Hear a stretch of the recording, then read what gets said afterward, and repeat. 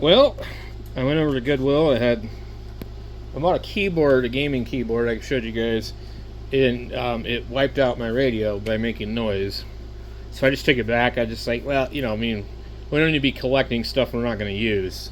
So here I am collecting more stuff I might not use, but usually things are priced pretty high in the Goodwill for like TV monitors or computer monitors.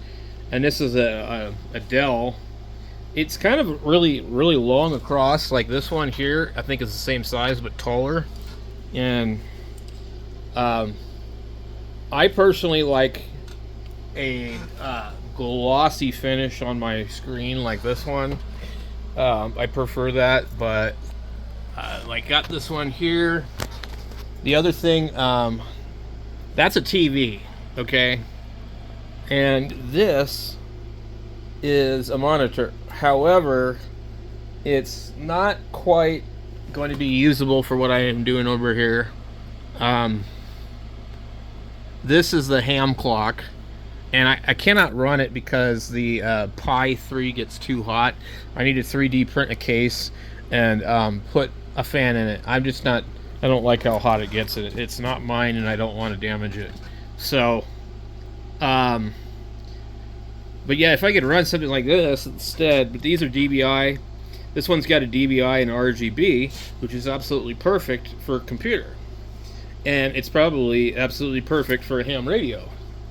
Especially because it has that long screen across, and it's kind of a different kind of resolution than this one.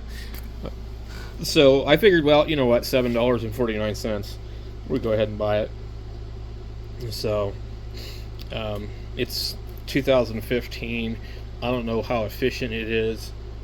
This one here has an external power supply. This one's built in. I really don't like the monitors that have an external power supply.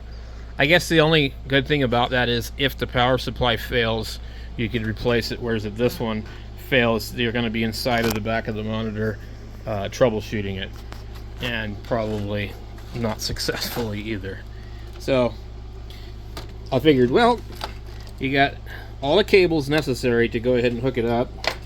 And I had some other monitors that I got rid of recently because they're just too old and, kind of on the smaller side and really heavy.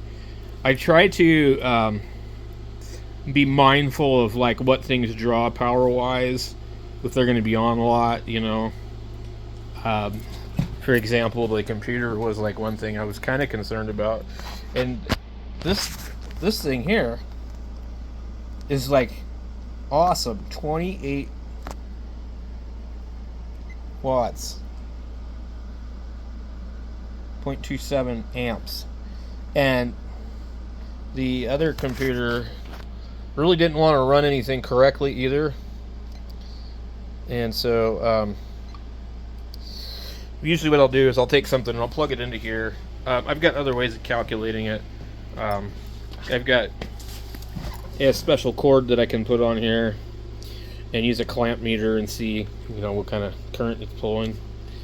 But I thought, well, why not, right?